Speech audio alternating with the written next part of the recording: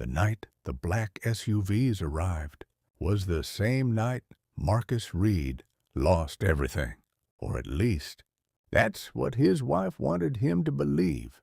Marcus stood frozen at the edge of the driveway, rain dripping slowly from his jaw, his old duffel bag hanging loosely from his hand, his clothes thrown out, scattered across the porch like trash. Shirts he once wore to job interviews, shoes he saved months to buy, even his late father's watch, lying in a puddle. And standing at the doorway was Vanessa, his wife, laughing, not smiling, not smirking, laughing like he meant nothing. Before we go deeper into this story, I want to ask you something real quick. Where are you watching from right now? Drop your city or country in the comments. And if you love powerful stories like this, stories about betrayal, revenge, and redemption, make sure you hit that subscribe button and join the Grown Tales family. You don't want to miss what's coming next. Marcus Reed wasn't always the poor man Vanessa saw that night. But he also wasn't what people thought he was. Not even close. 5 years earlier, Marcus had everything going against him. Born and raised in Southside Chicago, he grew up in a cramped apartment with peeling paint and a mother who worked 2 jobs just to keep the lights on. His father died when he was 13, leaving behind nothing but a rusted pickup truck and a reputation for being a good man who never got a fair shot. Marcus carried that pain with him, but he also carried something else, a quiet, dangerous patience. He wasn't loud. He wasn't flashy. He wasn't the type to show off. While others chased quick money, Marcus chased knowledge. He studied business late at night, watched lectures on a cracked phone, worked security jobs, warehouse shifts, anything that paid enough to survive. And slowly, quietly, he started building something. That's when Vanessa came into his life. Vanessa Carter was everything Marcus wasn't. Beautiful, confident, sharp-tongued, and obsessed with one thing: status. She didn't come from wealth, but she carried herself like she deserved it. Designer bags, even if they were the last thing she could afford. Instagram posts in places she didn't belong. A life carefully curated to look perfect. When she met Marcus, she saw potential, but not the kind you think. She saw someone she could control. Marcus is different, she told her friends back then. He's quiet, but he listens. I like that. What she really meant was, he doesn't challenge me. And Marcus, he fell hard. Not because Vanessa was perfect, but because she believed in him, or at least pretended to. She encouraged his ideas, sat beside him while he worked late nights, told him, "One day we'll be rich. I just know it." Those words, they meant everything to him. So he married her. The first year was good, simple, but good. They lived in a small rented house on the outskirts of Atlanta. Marcus worked nonstop, trying to grow his small logistics startup. Vanessa tried to adjust, but trying wasn't enough for someone like her, because success didn't come fast, and Vanessa hated waiting. "Marcus, we can't live like this forever," she said one night, scrolling through her phone. "All my friends are leveling up, buying homes, traveling, and look at us." Marcus didn't look up from his laptop. "Give me time. It's coming." That's what you always say. Weeks turned into months, months into years. And slowly, Vanessa's patience turned into resentment. What Marcus never told her was that he had opportunities, big ones, but he turned them down. Offers from investors who wanted control, deals that required him to cut corners, partnerships that didn't align with his long-term vision. Marcus wasn't building fast. He was building right, and that cost him everything. By the third year of marriage, Vanessa had changed. Or maybe she finally showed who she really was. She stopped supporting him, started mocking him, comparing him to other men.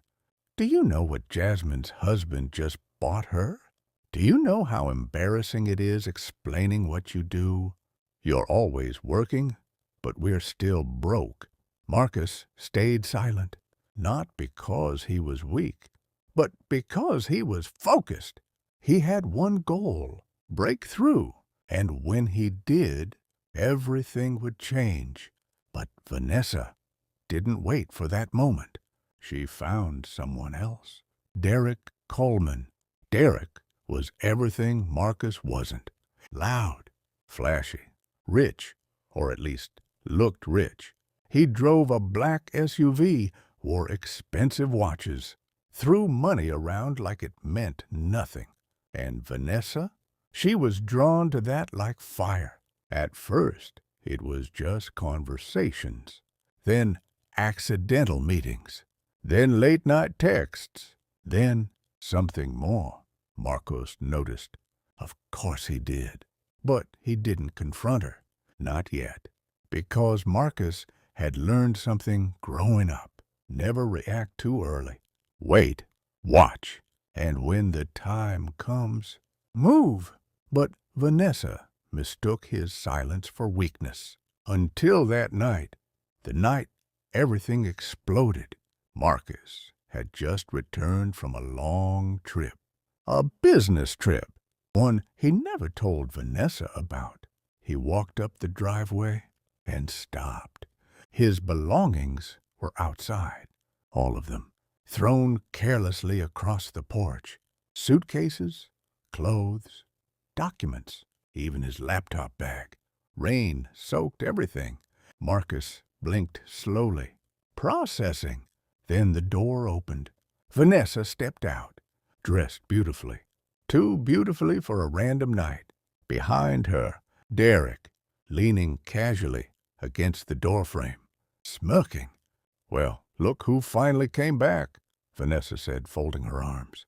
Marcus didn't speak, didn't move.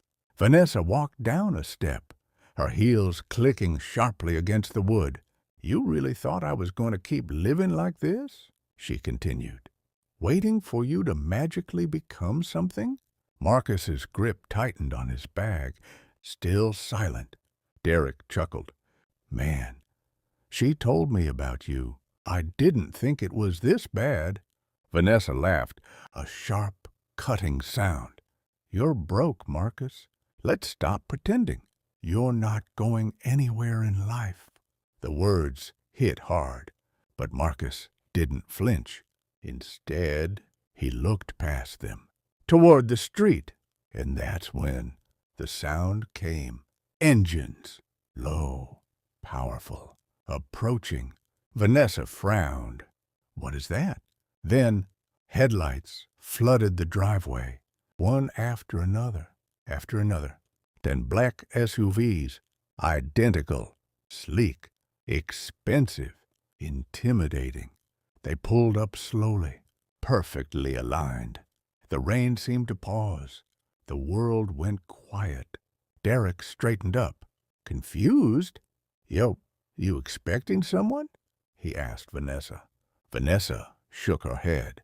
No. The doors of the SUVs opened. At the same time, men stepped out, all dressed in black suits. Sharp, disciplined, serious. And then one of them walked forward, holding an umbrella. He stopped in front of Marcus, lowered his head slightly, and said, Mr. Reed, we've been looking for you. Vanessa's face froze. Derek blinked. What? he muttered. Marcus slowly lifted his eyes. For the first time that night, there was something different in them. Not pain, not sadness, power. The man in the suit continued. The board is waiting. We apologize for the delay. The acquisition has been finalized. Vanessa's voice cracked. Acquisition? Marcus finally spoke. Calm, controlled, cold. Yeah, he said quietly. I guess I forgot to mention. He stepped forward, past his soaked belongings, past Vanessa, past Derek, and then he stopped, turned slightly, and looked directly at her. You didn't marry a poor man. Silence. Vanessa's lips parted, but no words came out. Marcus adjusted his sleeve slowly, rain dripping from his fingers. I just wanted to see how long you'd pretend to love me without money. Derek scoffed. Man, stop playing. But before he could finish, two of the suited men stepped forward, blocking him. The air shifted, heavy, dangerous. Vanessa's voice trembled now. Marcus, what is going on? Marcus didn't answer, not immediately. Instead, the lead man handed him a folder. Marcus opened it, flipped through a few pages, then closed it, and smiled. Not a happy smile, not a kind one, a knowing one. $80 billion, Marcus said softly. Vanessa staggered back slightly. What? Marcus looked at her one last time. You called me poor. He paused, let the word settle, then finished. Now watch what a poor man does next.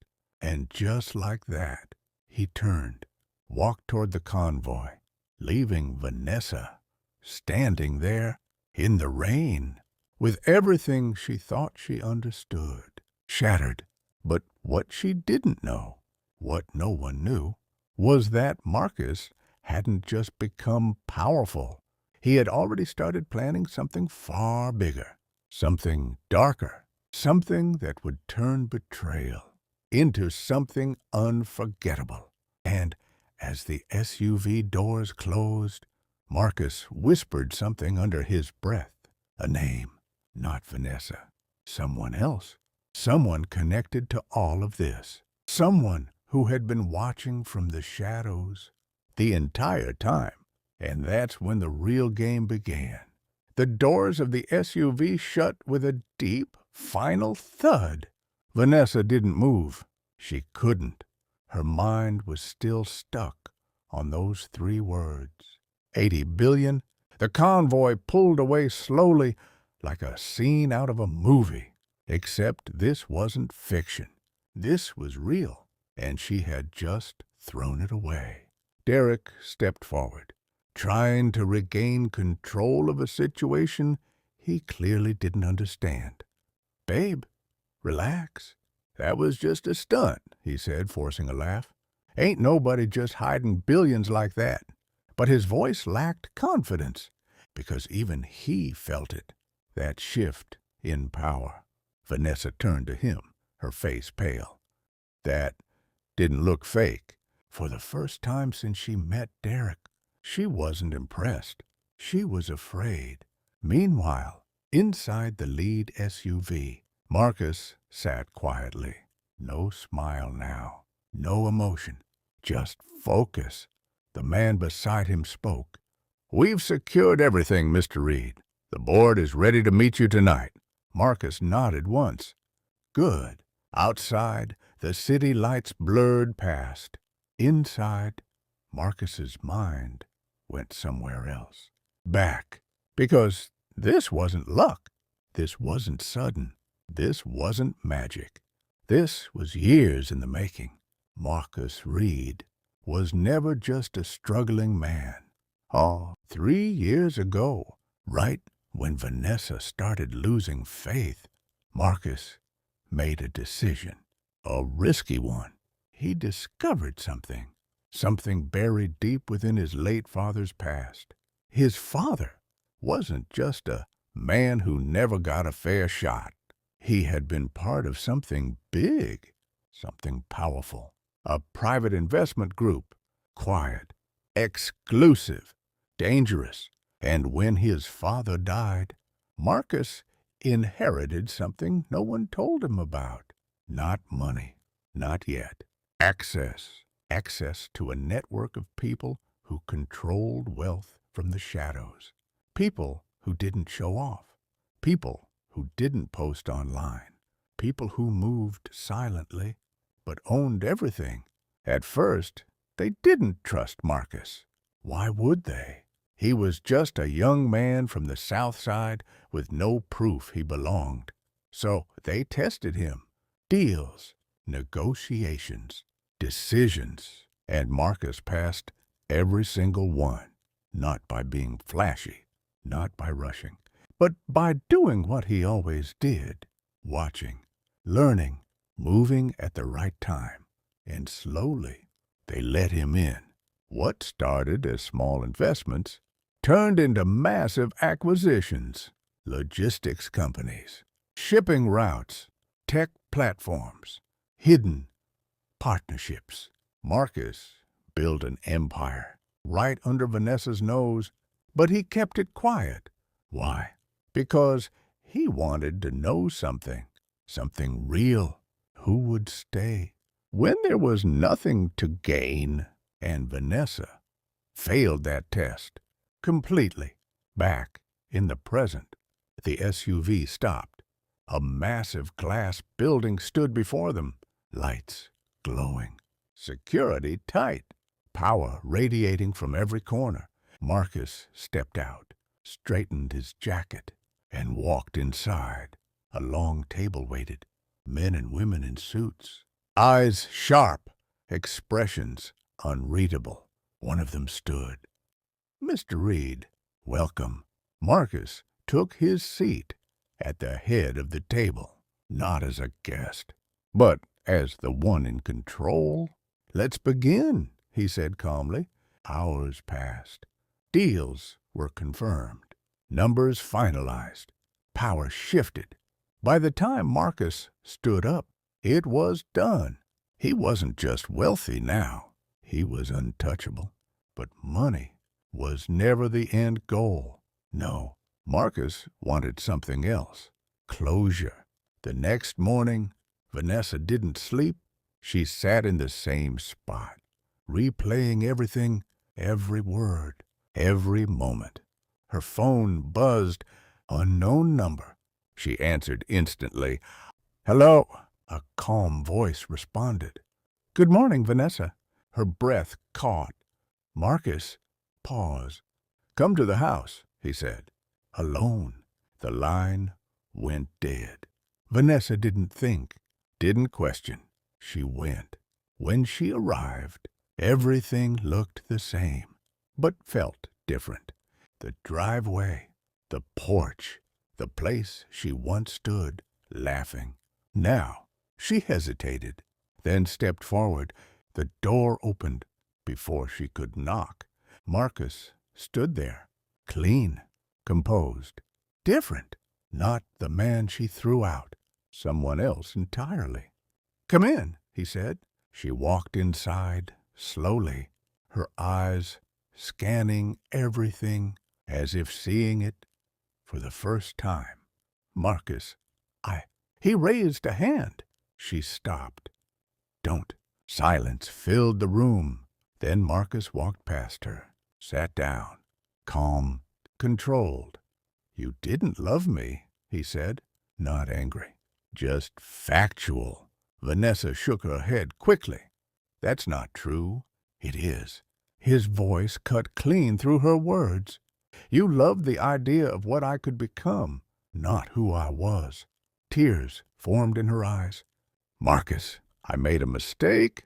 He looked at her, really looked this time, and for a second there was something human there, but it disappeared just as fast. "Everyone makes choices," he said, "and every choice has a price." She stepped closer. "Please, we can fix this." Marcus leaned back slightly, studying her. Then he smiled. that same cold, knowing smile. "No," he said softly. "We can't." Her heart dropped. "But you can learn from it." Confusion crossed her face. "What do you mean?" Marcus reached for a folder on the table, slid it toward her. "Open it." Her hands trembled as she did. Inside, documents, photos, transactions. And then her face went white.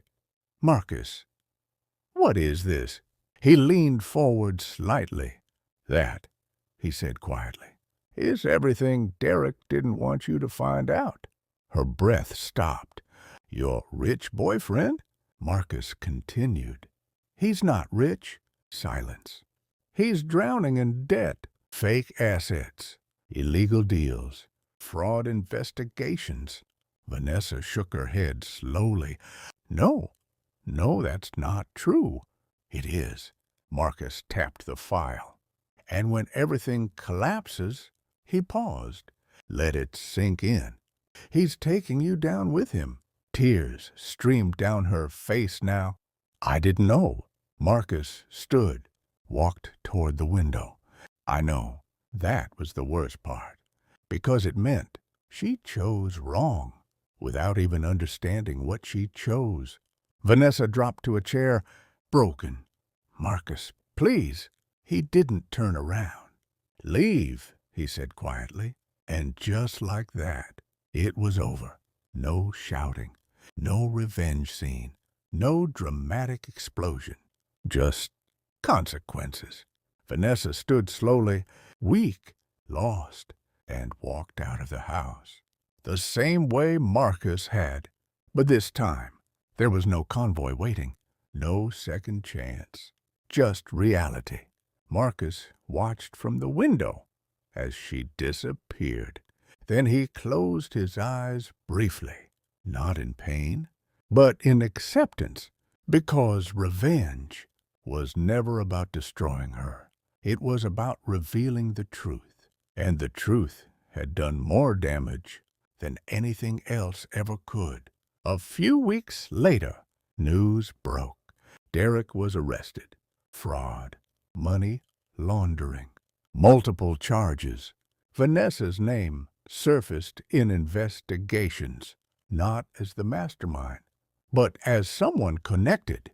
Her world collapsed completely, and Marcus, he kept building, quietly, powerfully, relentlessly. But this time, he didn't test people anymore, because he already learned when someone shows you who they are, believe them the first time. If this story made you feel something, drop a comment. And don't forget to subscribe to Grown Tales for more powerful stories like this. Tell T.